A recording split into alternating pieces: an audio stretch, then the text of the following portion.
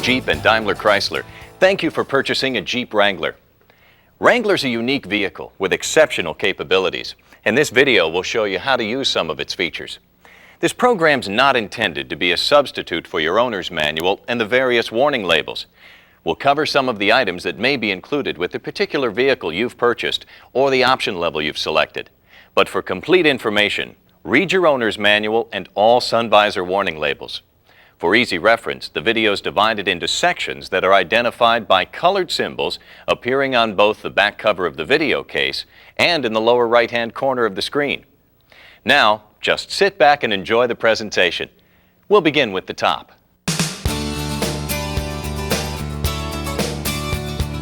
When it comes to the top, Wrangler's offered in several different versions. A soft top with half doors, a soft top with full doors and roll-up windows, a hard top with full doors and roll-up windows, and the popular dual top, which has full doors and both soft and hard tops. Wrangler Unlimited models have a unique soft top that also includes the Sunrider feature. In this section, we'll go through the removal and installation process in the order that a dual top owner might use. We're going to remove the hard top, raise the soft top, lower and remove the soft top, then reinstall the hard top, all using techniques perfected by Jeep engineers. If your vehicle has only one top, you can scan through the areas that don't apply. Before we begin, we have an important message for dual top owners. Your vehicle arrived from the factory with the soft top lowered and the hard top in place. This is done for your convenience to simplify shipping and minimize the number of loose parts. One of the first things you need to do with the dual top model is remove one of the tops, using the procedures from your owner's manual that we're going to demonstrate. Avoid driving your Wrangler with both tops installed. The soft top fabric may wear in areas where it touches the hard top. The soft top warranty may be voided if both tops are left installed. The soft top used on Wrangler Unlimited models is slightly different from the one on standard Wranglers. We'll look at the procedures for lowering and raising the Unlimited soft top separately. If you have a dual top and you're getting ready to remove the hard top for the first time, begin by identifying all the parts that you'll need to assemble the soft top. Your dual top Wrangler comes with two boxes. One contains the right and left door frames, 4 attachment knobs, and a pair of snap-on rear window roll-up straps. The other box contains 1 rear and 2 side quarter windows for use with the soft top. Due to the size and weight of the hard tops, this is not a one-person operation. Get 1 or more other people to help you. Begin by unclipping the sun visors and moving them to the sides. Then unlatch the hard top from the windshield header. On most Wrangler models, the top is held to the body by 6 nuts and Torx head bolts, 3 on each side of the vehicle. Wrangler Unlimited models use 8 sets of nuts and bolts, 4 on each side. In addition, 2003 and later models have plastic locator clip pins attached to the hard top that ensures the hard top is properly located to the vehicle. Use the short end of the L-wrench or a T40 Torx tool to remove the bolts. When you remove the front bolts that are located directly behind the door opening, use your other hand to hold the nut on the underside. If you're not careful, the nut can fall into the seatbelt retractor or other hard-to-reach areas. When all the bolts are out, open the tailgate all the way and lift the rear window glass. Disconnect the wiring harness from the hard top by pressing the tab at the bottom of the connector. Then disconnect the rear washer hose and install the tethered cap. Finally, open both doors and with the help of another person, carefully lift the top from the rear of the vehicle until the hard top locators are out of the holes in the body. Pull the hard top slightly rearward until the locator pins are resting on the body. Move carefully so that you don't break the rear window glass, and make sure you have an area ready to set it down in. Note that Unlimited models have a larger and heavier top, and you'll find it easier to maneuver with 4 people. Check directly behind the door openings on each side to make sure that the black rubber gasket is in place. The gasket is important for water sealing. When it's not on the vehicle, the hardtop should be stored in its normal horizontal position, as seen here. Never store the hardtop upside down or vertically.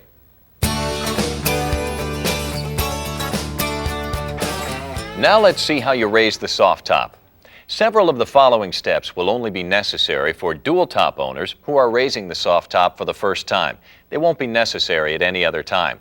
But before we start, let's point out a few areas of the top and tell you their names so that you know what we're talking about when we refer to them. The metal framework of the top is made up of bows. The ones that start on the sport bar and extend over the doors are called the side bows. The two bow runs horizontally across the center of the top.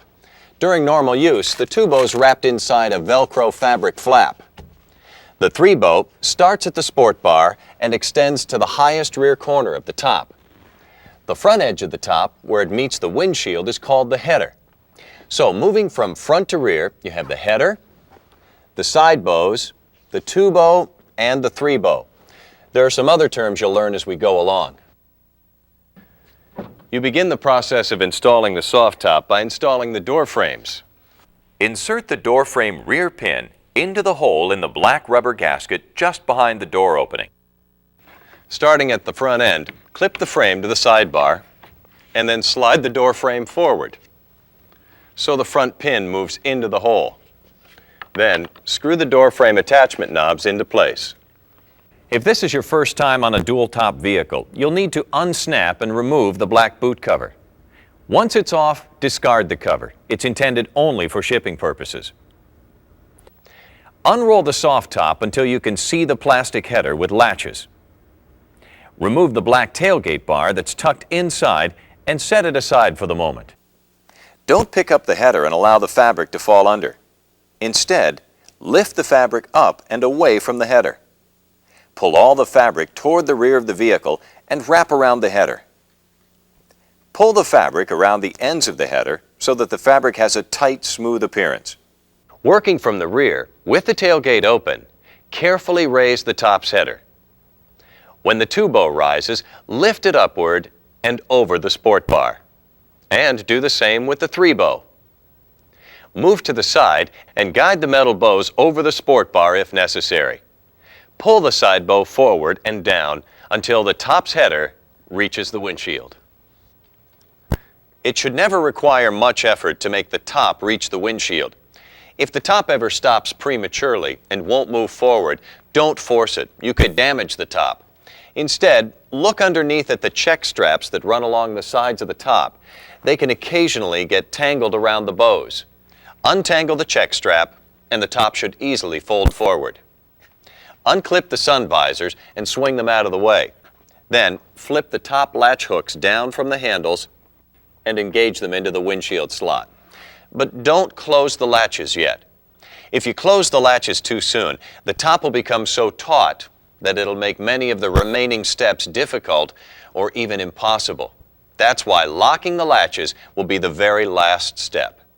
Next, grasp the drip rail retainers and untuck them from the door frame. But if this is the first time you've raised the soft top on a dual top vehicle, the soft top fabric should cover the header completely from one side to the other. Now this may require that you pull some of the fabric down and around the corners. Repeat this step for the other side too. At the rear, gently pull the sail panels over the three bow so that they hang over the sport bar. If this is your first time on a dual top model, don't tuck the retainers into place yet. Instead, fold the rear seat forward and sit in the cargo area facing rearward. For 2003 and later models, you'll see two strips of fabric with 4 snaps. These will snap into place on the third bow. Once the snaps are secured, snap the roll strap into place on the three bow at the two most outboard snap positions. Now you'll need to perform a similar step on the two bow. Secure the fabric flap around the bow using the Velcro. This will reduce flapping by the top when you drive.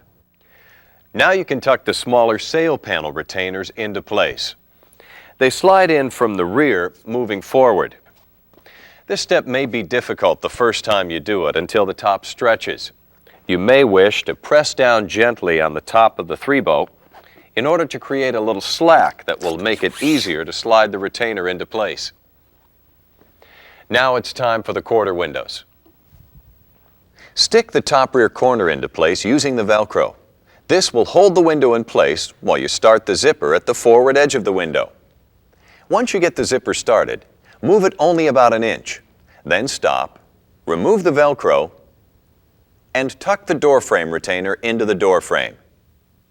Once the door frame retainer is in place, zip the windows all the way closed. Tuck the window's bottom retainers into place, starting at the rear of the vehicle and working forward. Now, fold the Velcro covering into place. If this is your first time on a dual-top vehicle, locate the black retainer bar that you set aside earlier. Remove and discard the protective end caps. Lay the rear window on a clean, dry surface with the inside surface facing up and the bottom toward you. Slide the retainer bar over the receiver at the bottom inside with the bulky seal facing away from you. Set the rear window inside the top. Partially untuck the driver's side sail panel retainer. Now zip the rear window into place. Grasp the window at the zipper and tug it downward to help you get it started. Raise both zippers a few inches. Then leave the first zipper at the left side while you zip the window closed. Leave several inches unzipped at both ends. Tuck the ends of the retainer bar into the clips at each side of the tailgate opening. Then tuck the window's plastic retainers into place under the body side retainer on both sides of the window. Finish zipping the window closed and retuck the sail panel retainer on the driver's side. Over the doors, tuck the drip rail retainers into the rail slot. It's easier if you start with the front retainer. Now you can close the header latches and clip the sun visors back into their normal positions. If you have a soft top model with half doors and the half door windows were removed, replace them by locating the front rod first, then the remaining rods, and pushing the window straight down into position. To help prevent leaks, make sure that the seals at the front and rear edges of the half door are outside the metal portion of the door. Now that we've raised the soft top, let's lower it. You'll see that there are a few important things to keep in mind.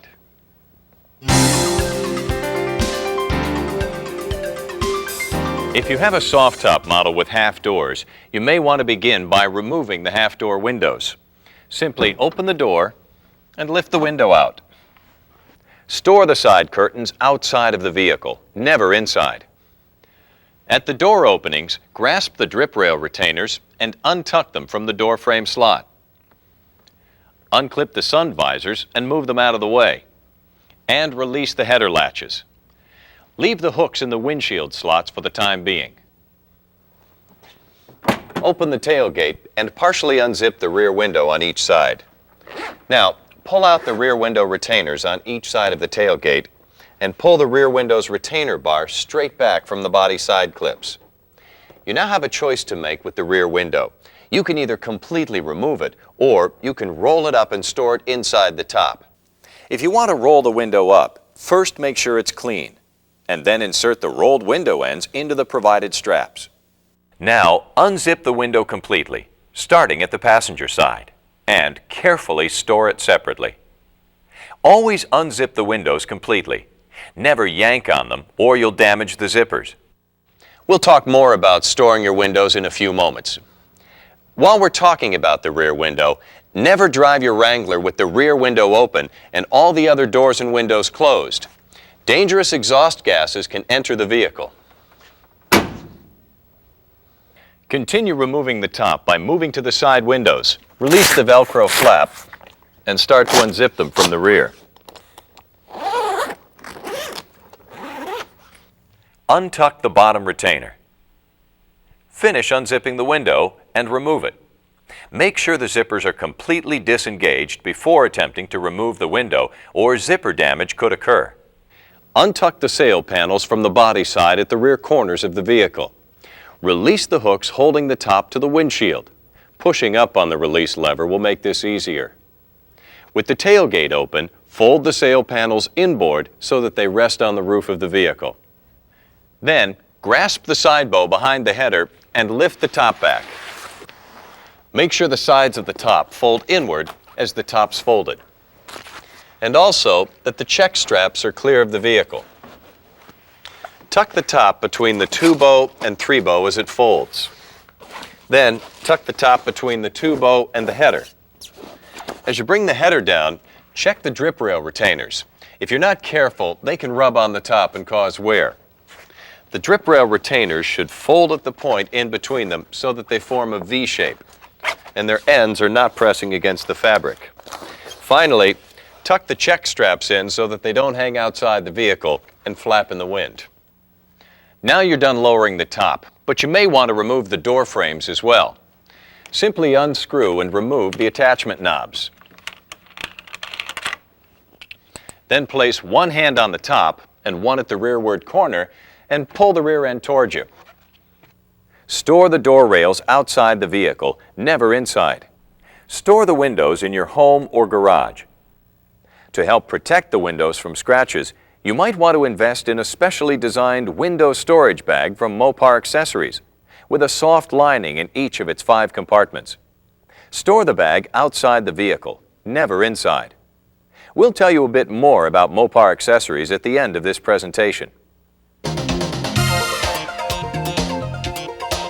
If you're going to install the hardtop, you must not only lower the soft top, you need to remove it from the vehicle. Use the long end of the Mopar L-wrench or a T40 Torx tool to remove the 2 screws that hold the bows to the pivot bracket mounted on the sport bar. Store the screws in a safe place. Remove the bow assembly from the bracket by carefully tapping the bow with a rubber mallet. Tap the rear bow downward to free it. Tap the forward bow towards the rear of the vehicle to free it. You can now remove the soft top. Store it in a clean, dry location. Unzip the zipper on the sport bar cover to expose the pivot bracket. Use the long end of the L-wrench or the T40 Torx tool to remove the screws holding the brackets in place. Remove the bracket. Then recover and rezip the sport bar cover. Store the brackets and screws in a safe place.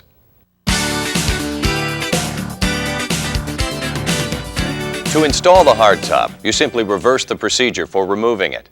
However, before you put the hardtop back on, take a few moments to inspect the seals for cleanliness and damage, such as the foam seal where the hardtop header meets the windshield. When you install the hardtop, lower it straight down into position on the vehicle. Never set the top down and then push it forward, or you can damage the seals. Make sure that the retainers in the hardtop are lined up with the holes in the body before the bolts are tightened. Check the foam seal at the sides where the top meets the windshield. Also, make sure that the liftgate seal is in place. If it's come loose, push it back into position.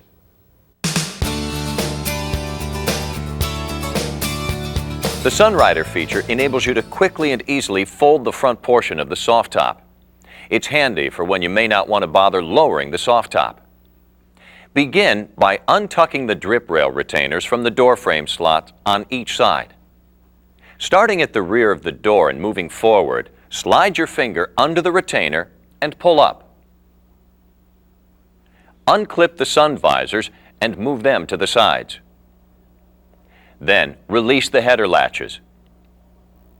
Above the door frame, slide the plastic sleeve forward so that it no longer surrounds the hinge. Now, grasp the header and lift the top back.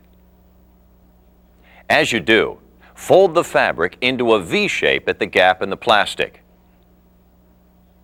Secure the latches to the plastic retainer on the header so that they don't flap around in the wind.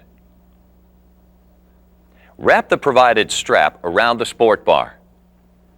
Then hook it to the header and tighten it to keep the top secure. Fold and lock the sun visors back into position and you're ready to go. To return the Sunrider to the closed position, simply reverse the process. Unclip the sun visors and fold them to the sides. Unfasten the strap from the header and from around the sport bar.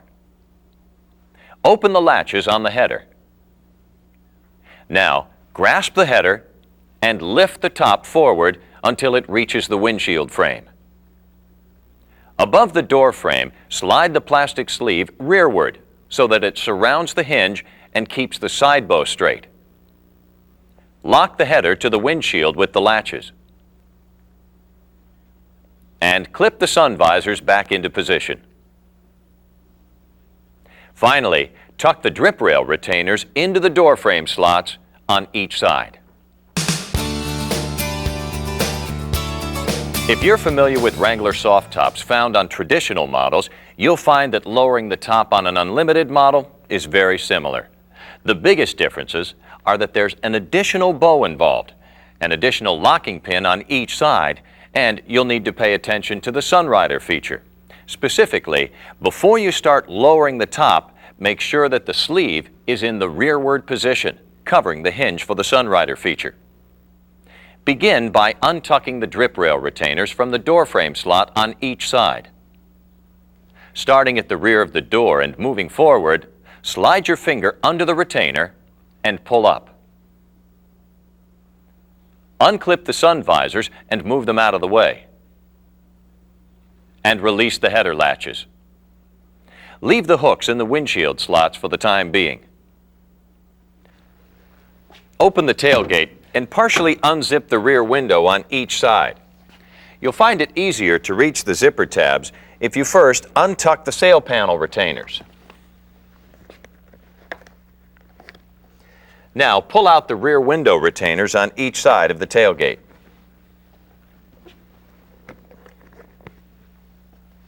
Remove the rear window's retainer bar by gripping it with both hands and rotating it upwards. Now unzip the window completely, starting at the passenger side and moving to the driver's side. Always unzip the windows completely. Never yank on them or you'll damage the zippers. Then pull the window upward to disengage the end of the zipper. Now move to the side windows and release the Velcro flap that runs along the top and rear edge.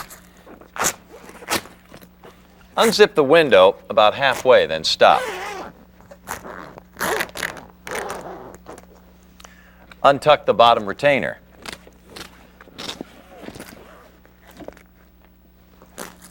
Then finish unzipping the window and remove it.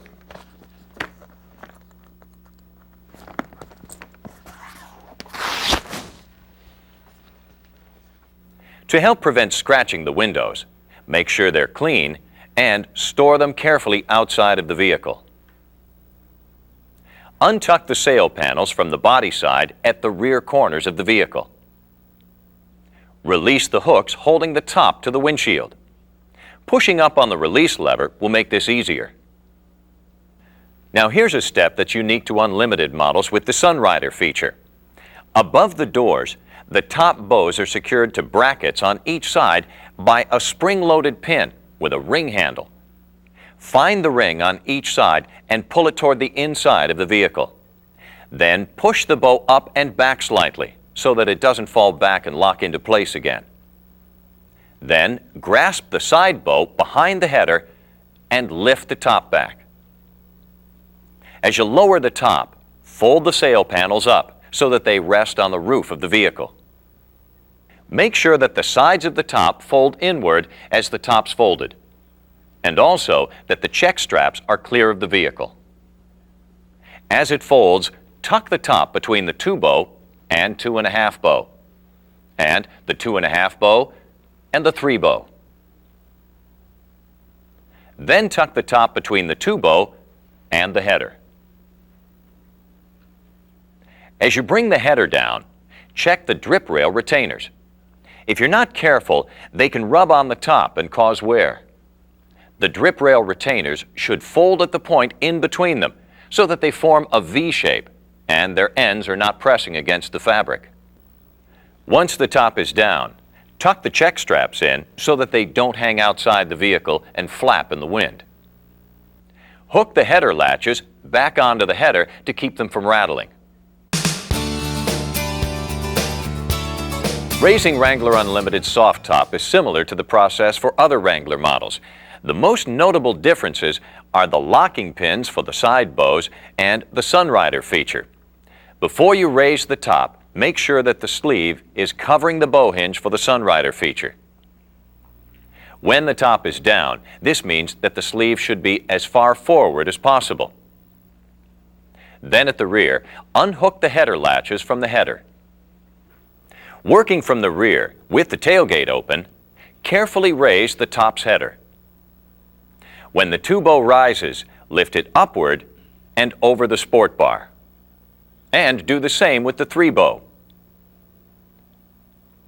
Move to the side and guide the metal bows over the sport bar if necessary. Pull the side bow forward and down until the top's header reaches the windshield. It should never require much effort to make the top reach the windshield. If the top ever stops prematurely and won't go forward, don't force it. You could damage the top. Instead, look underneath at the check straps that run along the sides of the top. They can occasionally get tangled around the bows. Untangle the check strap, and the top should easily fold forward. Here's a step unique to unlimited models. Make sure the blocks on the side bows line up with the retainers on the door rails. You may need to rock the side bow forward and backward slightly to do this. When it's properly aligned, you'll hear the spring-loaded pins snap into the holes. Flip the top latch hooks down from the handles and engage them into the windshield slots. But don't close the latches just yet. If you close the latches too soon, the top will become so taut that it will make many of the remaining steps difficult or even impossible. That's why locking the latches will be the last step. Next, grasp the drip rail retainers and release them from the door frame. Don't tuck them into the door frame yet. At the rear, gently pull the sail panels over the 3-bow so that they hang over the sport bar. Now you can tuck the sail panel retainers into place. Start from the tailgate opening and work your way to the corner. But don't go around it yet. This step may be difficult the first time you do it until the top stretches. You may wish to press down gently on the top of the 3-bow in order to create a little slack that'll make it easier to slide the retainer into place. Now it's time for the quarter windows. Stick the top rear corner into place using the Velcro. This will hold the window in place while you start the zipper at the forward edge of the window. Once you get the zipper started, move it only about an inch. Then, tuck the door frame retainer into the door frame. Once the door frame retainer's in place, zip the windows all the way closed and reattach the Velcro flaps around them. Tuck the window's bottom retainer into place, starting at the rear of the vehicle and working forward.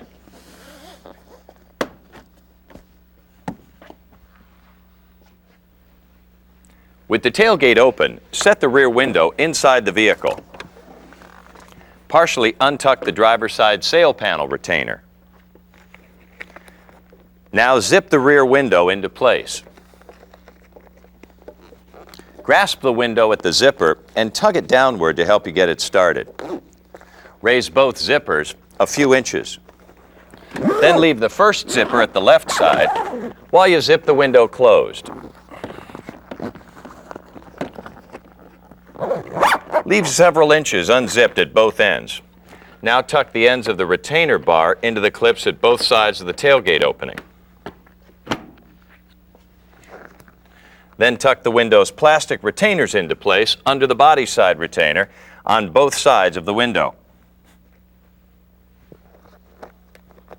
Finish zipping the window closed and retuck the sail panel retainer on the driver's side.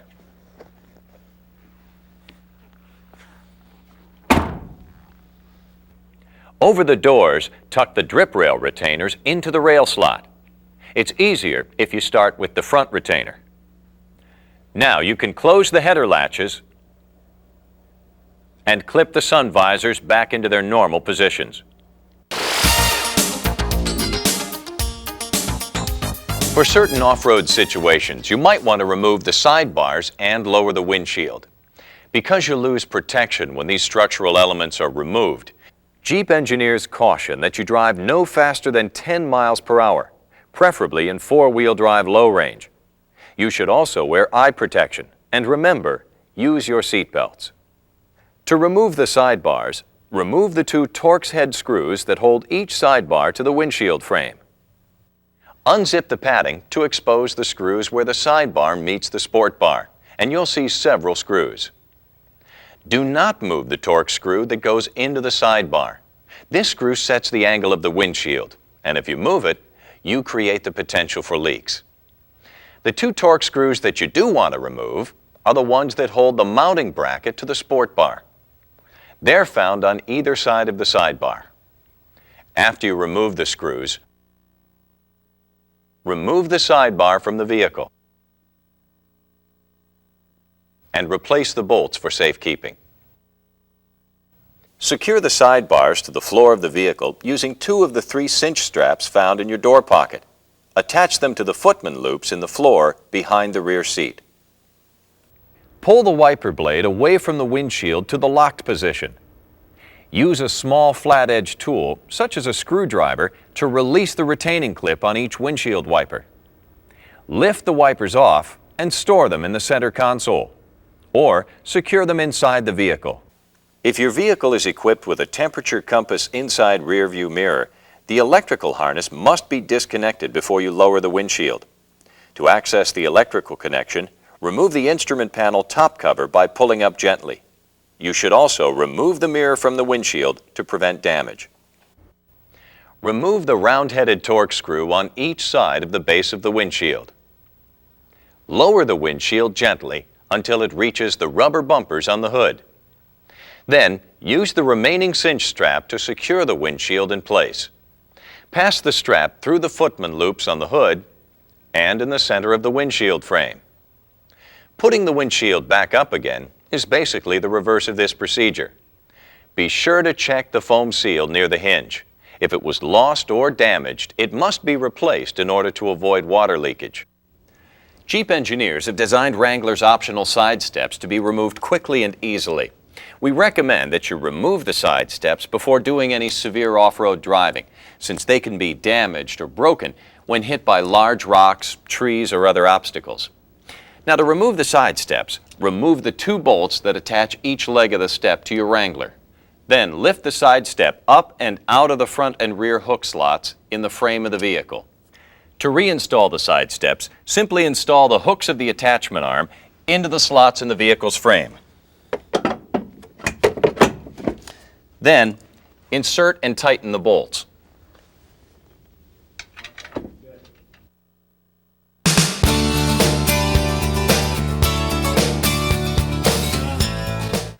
The front passenger seat includes a feature designed to make it easier for rear seat occupants to enter and exit the vehicle. Simply lift up on the lever on the outboard edge of the seat back, and the seat back folds down and the seat moves forward.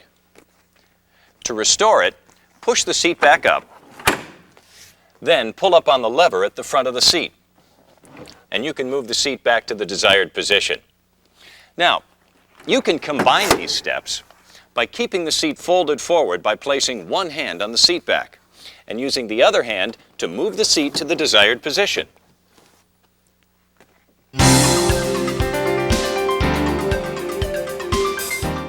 Wrangler's rear seat can be folded or even removed to maximize cargo area. Start by sliding the seat belts through the cushions into the cargo area. To remove the rear seat, simply pull up on the release lever on the seat back and the seat will fold down. Now, the seat's designed to tumble forward when folded, so the seat will naturally tumble. Then reach down and squeeze the lower release bar to the crossbar and pull the seat towards the back of the vehicle. The seat will release from the bracket on the floor pan. Now you can remove the seat from the vehicle. Use caution if the soft top is lowered when you fold the seat up or down. If it catches on the top, the exposed metal seat structure can rip the top's fabric. If you're going to leave the seat in the vehicle, secure it in the up position by sliding the provided strap around the sport bar and then hooking the strap end onto the seat mechanism. When reinstalling the rear seat, you need to follow these simple steps.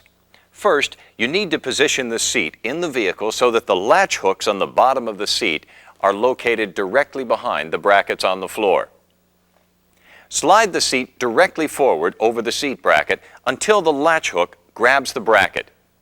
Then tilt the seat forward to fully lock it, and then push the seat to the down position, and return the seat back to the up position.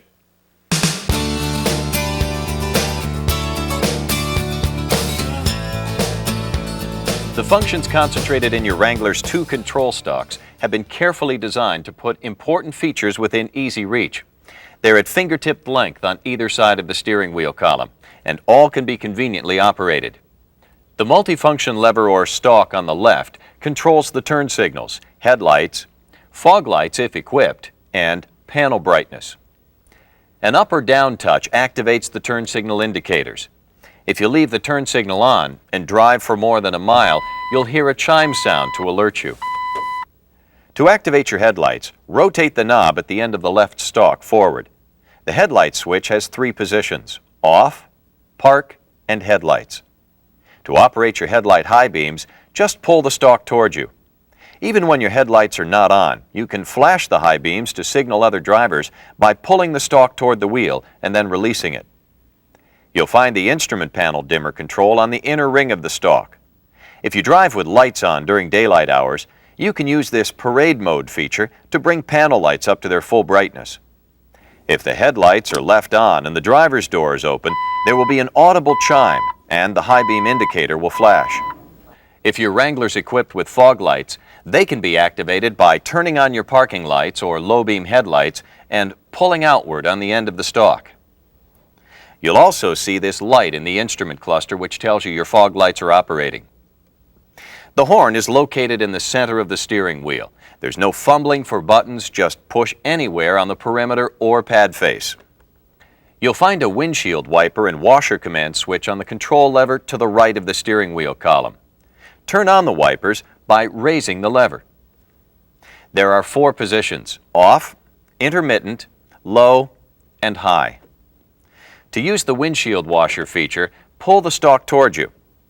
Pulling down and releasing the right control lever starts the convenient mist wipe for a single wiping action.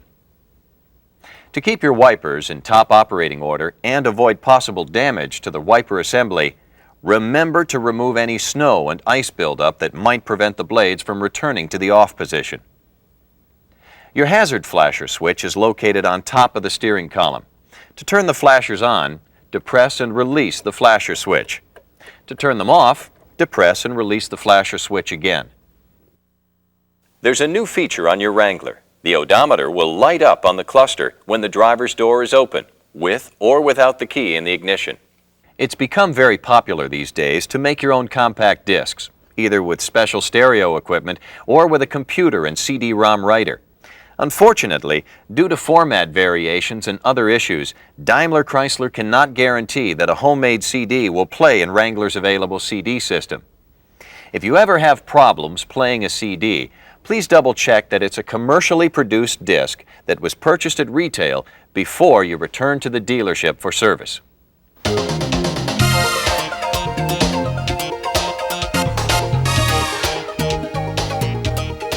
Here are several tips to help you maintain the appearance and functionality of your soft top.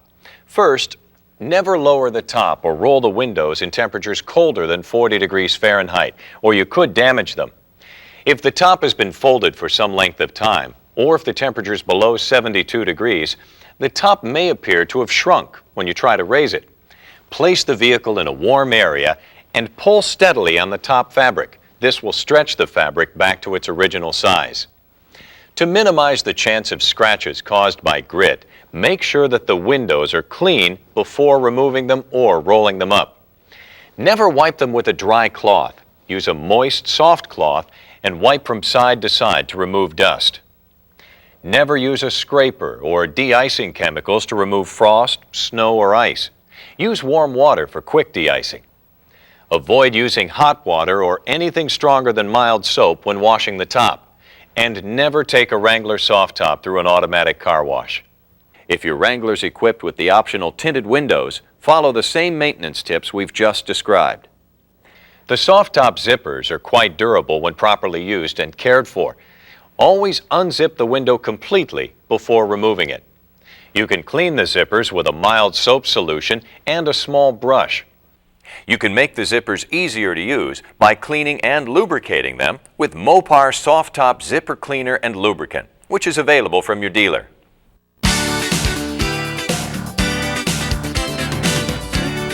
Wrangler's well suited to driving off pavement or in severe situations, and many owners use it this way. One side effect is that Wrangler's floor often gets dirty from shoes and boots tracking mud or snow into the vehicle. That's why Jeep engineers have made sure that it's easy to clean. You can remove the carpet for cleaning and hose off the floor if you like.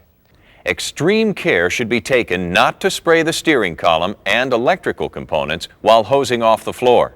If your vehicle is equipped with a passenger airbag on-off switch, make sure the weatherized cover is in place. You should now have an easier time cleaning the carpets.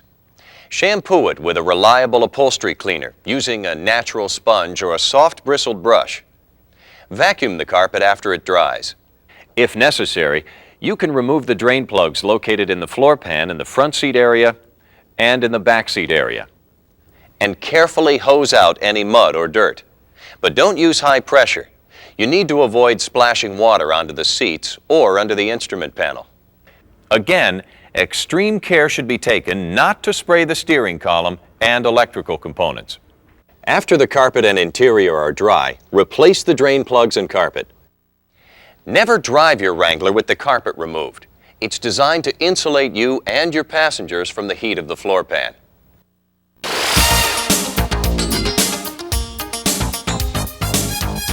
The air filter in most fluids can be checked from above the engine compartment.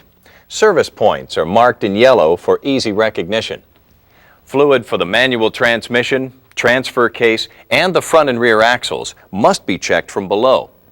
Refer to your owner's manual for recommended maintenance schedules, fluid types, and other important information. If you drive your Wrangler off-road, you'll want to use Maintenance Schedule B. Please note that your Wrangler uses long-life, environmentally friendly engine coolant in keeping with Jeep's Tread Lightly philosophy. Please refer to your owner's manual for more information on the engine coolant. When you refuel your car and the nozzle shuts off, the fuel tank is full. Do not attempt to top off the tank and fill it any further, or you could spill fuel and release emissions into the air. Also, after filling, be sure to tighten the fuel cap until you hear it click. If your check engine warning light appears soon after refueling the car, it could be caused by a loose fuel filler cap. If this happens, turn the engine off and check that the cap is fully tightened. You'll hear several clicks when you turn it far enough.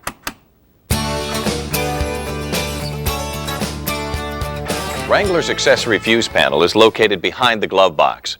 To reach it, remove the glove box by slipping the glove box strap off its hook and letting the door roll down off its hinges. At the passenger side of the engine compartment is the power distribution center, which holds additional fuses. When properly equipped, a Wrangler with the 2.4-liter engine can tow up to 1,000 pounds, and with the 4-liter engine, up to 2,000 pounds. Wrangler Unlimited models can tow up to 3,500 pounds. If you plan to tow a trailer, make sure you use only low-profile or fold-down types with less than 25 square feet of frontal area. Tall trailers are not recommended. Trailer towing requires the installation of a Class 1 hitch. You can see your dealer about having one installed. And don't forget to check the laws about towing wherever you live. Tips for safe loading and towing, as well as additional maintenance, can be found in your owner's manual.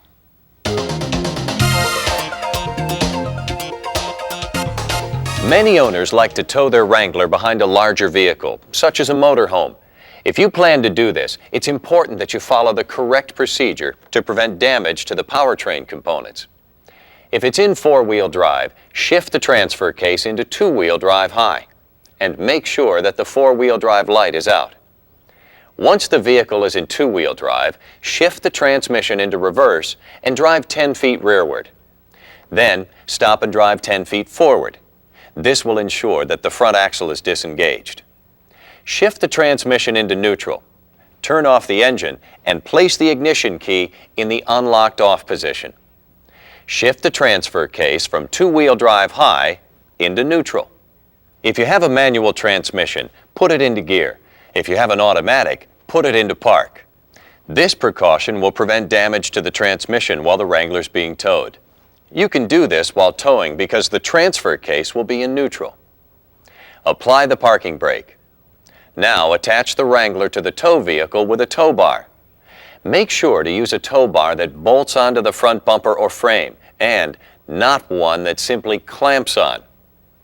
Once the vehicles are attached, release the Wrangler's parking brake and you're ready to go. But again, be sure that you've checked the laws before towing your Wrangler.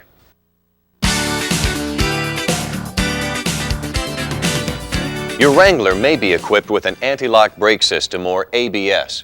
If so, you need to understand how they work and what to expect. When you brake on a surface with good traction, the brakes operate normally. ABS does not activate unless the system detects that one or more wheels are slipping. During an ABS stop, the brakes work differently. When you press firmly, you'll experience a vibrating sensation and clicking sounds as ABS controls the brake pressure.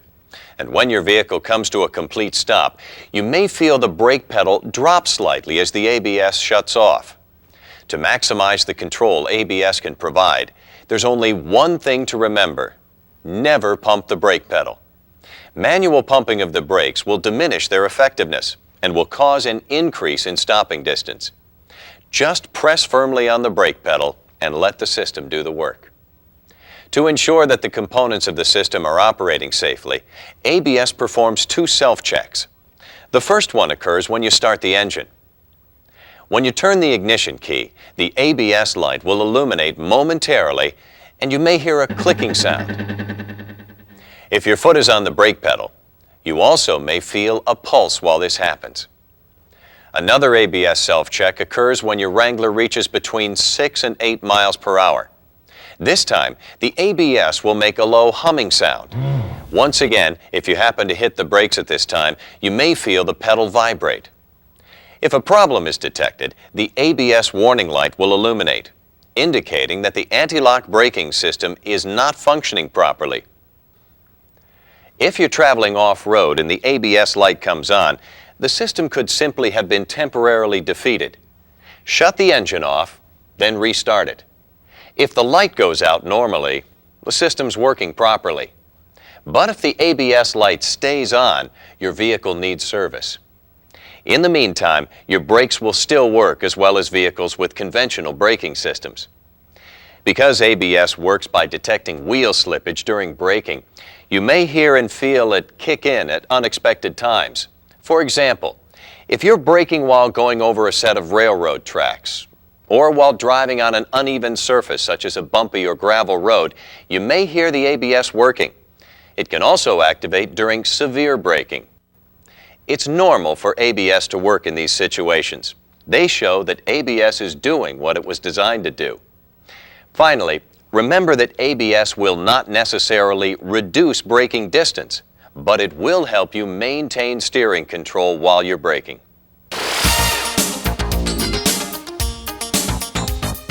When shifting into reverse, there are two things you should keep in mind. First, whenever you shift from neutral into reverse, such as when you back out of a parking space, for example, you can prevent gear clash by letting the gears spin down. Simply depress the clutch pedal and wait for about 3 seconds before you shift into reverse. Also, it may occasionally seem that you can't shift the vehicle into reverse. Don't worry, the transmission is not broken. It's just that the gear teeth, instead of meshing like they're supposed to, are lining up with each other. If this ever happens to you, do this. Depress the clutch pedal, place the transmission into neutral, and release the clutch. Depress the clutch pedal again, and wait 3 seconds for the gears to spin down before you again try shifting into reverse. If this still doesn't work, repeat the procedure.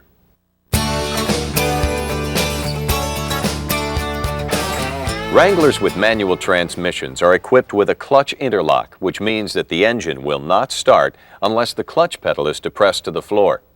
For some challenging off-road situations, you may want to temporarily defeat this feature. Refer to the starting and operating section of your owner's manual for the procedure.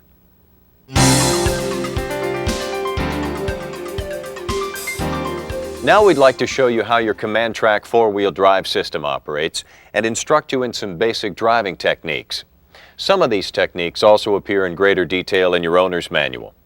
Command Track allows you to choose between two-wheel drive for normal operation and part-time four-wheel drive for better traction on slippery surfaces such as snow, ice, or mud. Command Track allows you to shift on the fly into four-wheel drive high while traveling at any legal speed.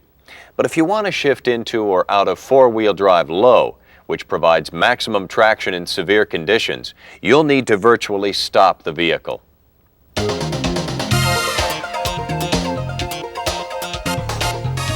When you need greater pulling power at low speeds, improved handling and control in extremely rugged terrain, and whenever extra traction is required off pavement, you can shift into four-wheel drive low range. 4 low provides maximum four-wheel drive traction. To shift into 4 low, slow the vehicle down to 2 or 3 miles per hour. Shift the transmission into neutral. While you're still rolling, quickly pull the transfer case lever into 4 low without pausing in neutral. When you're done, return the transmission to any gear you wish. To shift out of 4 low, slow down again to 2 or 3 miles per hour and simply reverse the process. The gear noise you hear when you shift into or out of 4 low is normal. Make the 4 low shift a quick one. If you shift slowly, you won't like the sound it produces. Remember, 4 low should only be used at low speeds and in slippery or very rugged terrain. There are 2 important things to keep in mind when driving off pavement. First, tread lightly on the environment and respect local land use restrictions. And second, always remember to buckle up and drive sensibly, because even when you're out seeking fun and adventure, safety must always come first. Utility vehicles have a higher ground clearance than most passenger cars, so that they're able to perform in a variety of off-pavement conditions. However, they're not designed for cornering at the same speeds. So whenever possible, avoid sharp turns and abrupt maneuvers. Now, let's go over a few four-wheel driving techniques. Here are the basic procedures if you get stuck in sand or snow. Don't race the motor and spin the wheels, or you'll only dig a deeper hole. Gently rock your Wrangler back and forth and turn the steering wheel left and right until you gain traction. You can also increase the traction by placing floor mats in front of your tires. In sand, use any available water and wet in front of the wheels to create a firmer base. Be extremely cautious of driving in deep water. The first thing to do is check the depth. Avoid water that's higher than the bottom of the wheel hubs. If you're able to move on, maintain a slow, steady speed. Make sure you take extra precautions even after driving in rain, because wet brakes often behave differently. And make sure you ride your brakes lightly to help them dry out quickly. When you need to tackle a hill, make sure you follow these instructions. Always try to go straight up or down. Never drive a hill at an angle, or the vehicle may become unstable. At all times, keep your wheels on the ground. This might seem obvious, but we sometimes see exaggerations of what vehicles can do. And when you start out, use sufficient climbing power at the bottom, and then as you approach the top, ease up. Whenever you get behind the wheel, always be aware of your vehicle's center of gravity and never drive at an angle along hillsides. If you must drive along a sloping shoulder or shallow ditch, make only gradual steering adjustments. Whatever you do, don't make sudden steering corrections. The more gentle and gradual you work onto the road, the more successful you'll be. When you encounter a log or other obstacle, make sure you investigate the situation before you make your move. It may be easiest to cross over the obstacle at a slight angle, one wheel at a time. And always be aware of your vehicle's ground clearance. You obviously can't scale a 12-inch log if your clearance is only 10 inches.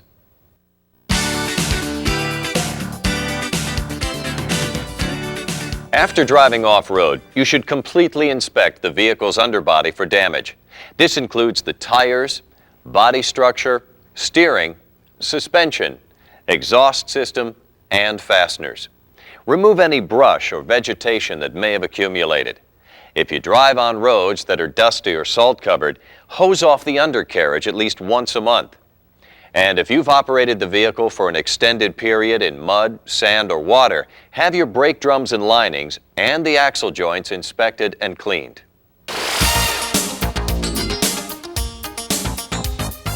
Jeep vehicles are as tough as they come. There's just so much they can do, so many breathtaking places they can go. That's why Jeep Jamborees were born, events where owners discover all of the off-highway excitement their vehicles have to offer.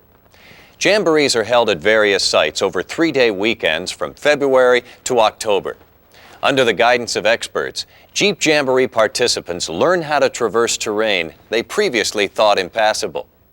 And Jeep owners have responded enthusiastically since the very first Jeep Jamboree was held on the Rubicon Trail in California back in 1953.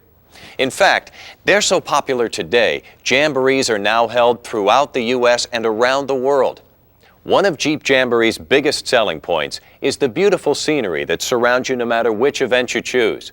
And Jeep Jamborees are always designed to have minimal impact on the surrounding environment in order to preserve that beauty. Some Jamborees include activities such as fishing and hiking. Some involve outdoor camping, while others end up at historic inns. There's always plenty of fun and adventure for the entire family. And don't forget, you're in a league of your own because only Jeep vehicles and their owners participate in Jeep Jamborees. For complete information and a list of this year's Jamboree locations, make sure you receive a current Jeep Jamboree USA guidebook from your dealer or call 1-800-925-JEEP.